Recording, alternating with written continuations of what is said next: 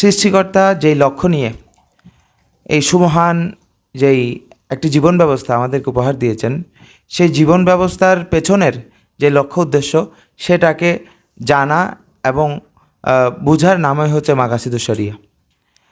তো অতএব মাকাসিদুশ শরিয়ার বিষয়টা যদি আমরা বুঝতে চাই, সর্বপ্রথম আমাদেরকে কোরআনের দিকে ফিরে যেতে হবে। কোরআনে পাক আল্লাহ পাক ইরশাদ করছেন, ওয়ানাজ্জালনা আলাইকাল কিতাবা তিবিয়ানান লিকুল্লি শাই। এই কোরআন আমি নাজিল করেছি এবং এই কোরআনের মধ্যে আমি সমস্ত বিষয়ের সুস্পষ্ট বর্ণনা দিয়েছি। অর্থাৎ কোন বিধান আল্লাহ পাক কেন আমাদের উপরে ফরজ করেছেন, কোন বিধান কেন আল্লাহ পাক আমাদেরকে প্র্যাকটিসের মধ্যে রাখতে বলেছেন, প্র্যাকটিস করার জন্য নির্দেশ দিয়েছেন, সেটার প্রত্যেকটি বিধানের পিছনে এক একটি উদ্দেশ্য রয়েছে। কোনোটা আল্লাহ পাক জাল্লা শানুহু স্পষ্ট করে বলে দিয়েছেন, কোনো বিধানের অন্তর্নিহিত যেই উদ্দেশ্য, সেই উদ্দেশ্যটা তিনি অন্তর্নিহিত রেখেছেন, সেটা আবিষ্কার করার দায়িত্ব উম্মার মধ্যে যে উলুল আলবাবরা রয়েছে তাদের নিকট ছেড়ে দিয়েছেন। তো আল্লাহ পাক জাল্লা শানুহু এ আয়াত নাজিল করার মাধ্যমে আমাদেরকে এটা ক্লিয়ারভাবে বুঝিয়ে দিয়েছেন যে তোমরা যত কিছুরই সমাধান চাও না কেন, সামাজিক হোক, অর্থনৈতিক হোক, রাজনৈতিক হোক, পারিবারিক হোক, সমস্ত কিছুর সমাধান এ কোরআনের মধ্যে রয়েছে। কারণ হচ্ছে কোরআন হচ্ছে তিবিয়ানান লিকুল্লি শাই। ইমাম শাতিবী রহমতুল্লাহ আলাই তিনি বলেন, ইন্নাল কিতাব কদ তাকাররারা আন্নাহু কুল্লিয়াতুশ শরিয়া। কোরআনুল করিম হচ্ছে শরীয়তের মূল স্তম্ভ, ওয়া উমদাতুল মিল্লাহ, এবং মিল্লাতের স্তম্ভ হচ্ছে, উমদা হচ্ছে, খুঁটি হচ্ছে এই কোরআন। ওয়া মানবাউল হিকমা, এবং হিকমার যেই ঝর্ণা, আল কোরআন হচ্ছে হিকমতের সেই ঝর্ণা। ওয়া আয়াতুর রিসালা, এবং রিসালাতের নিদর্শন হচ্ছে কোরআন। ওয়া নূরুল আবসার ওয়াল বাসায়ের, এবং চর্মচক্ষু এবং অন্তর্চক্ষু, যারা অর্থাৎ যারা শরীয়তের আলেম, বাহ্যিক কোরআন হাদিসের যে বাহ্যিক নলেজ, যেই নলেজগুলো আছে সেগুলো নিয়ে চর্চা করবেন,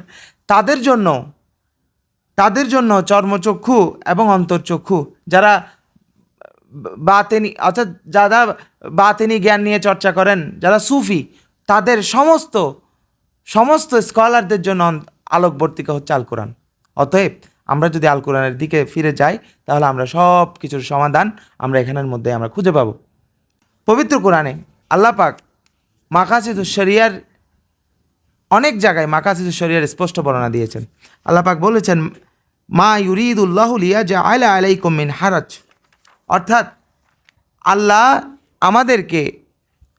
আমাদেরকে কোনো বিষয় চাপিয়ে দিয়ে, বা আল্লাহ আমাদেরকে কোনো বিষয় বা কোনো প্র্যাকটিস এ কারণেই দিবেন না, এ কারণেই তিনি ওইটা ফরজ করবেন না যাতে করে আমাদের জন্য গণ্ডিটা সংকীর্ণ হয়ে যায়।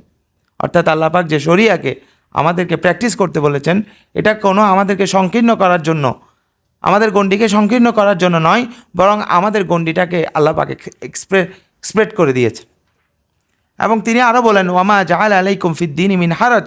দিনের বিষয়ে আল্লাহ পাক তোমাদেরকে কষ্ট দিতে চান না। অর্থাৎ আমরা এই দ্বারা বুঝতে পারি যে আল্লাহ পাক যে শরীয়তের যে বিধিবিধান আমাদেরকে দিয়েছেন, এর পেছনের মাকসাদ হলো, এর পেছনের মাকাসিদ হলো উম্মতের জন্য সহজ করা, বরং কঠিন করা নয়।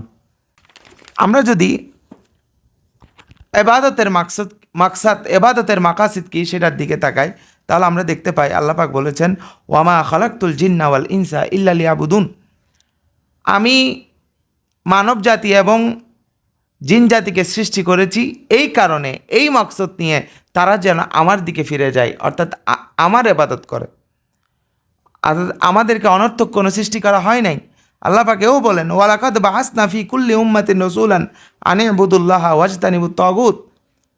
তিনি যুগে যুগে আমাদের নিকট রসুল পাঠিয়েছেন, প্রত্যেক জাতির নিকট রসুল পাঠিয়েছেন, যাতে করে আমরা আল্লাহর ইবাদত করতে পারি এবং শয়তানের যে কুমন্ত্রণা, শয়তানের যে অনুসরণ, সেখান থেকে যেন আমরা বিরত থাকতে পারি, যাতে করে আমাদের কাছে কোন পথটা আল্লাহর পথ, কোন পথটা শয়তানের পথ, সেটা যাতে স্পষ্ট হয়ে যায়। সেজন্যই আল্লাহ পাক আমাদের নিকট রসুল পাঠিয়েছেন। এভাবে যদি আমরা যদি আরও অ্যানালাইসিস করি, আরও যদি গভীর যেতে চাই, তাহলে আমরা দেখতে পাই যে আল্লাহ পাক আমাদেরকে বলেছেন ইন্নাল্লাহ ইয়া'মুরু বিল আদলি ওয়াল ইহসান, নিশ্চয় আল্লাহ তাআলা আদল এবং ইহসানের নির্দেশ দিয়েছেন। ওয়াইজা কুলতুম, যখন তোমরা কোনো কথা বলবে, যখন তোমরা কোনো সমাজের মধ্যে কোনো বক্তব্য দিবে, তখন তোমরা আদল করবে। ফাদিলু, তখন তোমরা আদল করবে। অর্থাৎ আদলবিহীন কথা বলার মধ্যে কোনো বরকত, কোনো রহমত নাই। আমরা যখন কোনো বিচার করব, কোনো কথা বলবো, আমাকে যেন আমার কওম, আমাকে যেন আমার আইডিওলজি যেন প্ররোচিত না করে, সেটার দিকে আমাকে দৃষ্টি দিতে হবে। আল্লাহ পাক বলেছেন ওয়ালা ইয়াজরিমান্নাকুম শানাআনু কওমিন আলা আল্লাহ তা'দিলু, অর্থাৎ কোনো সম্প্রদায়ের প্রতি বিদ্বেষ যেন তোমাদেরকে কখনো সুবিচার বর্জনে প্ররোচিত না করে। ইজতিহাদের দরজা বন্ধ কিনা? ইজতিহাদের দরজা বন্ধ হওয়ার কোনো সুযোগই নেই।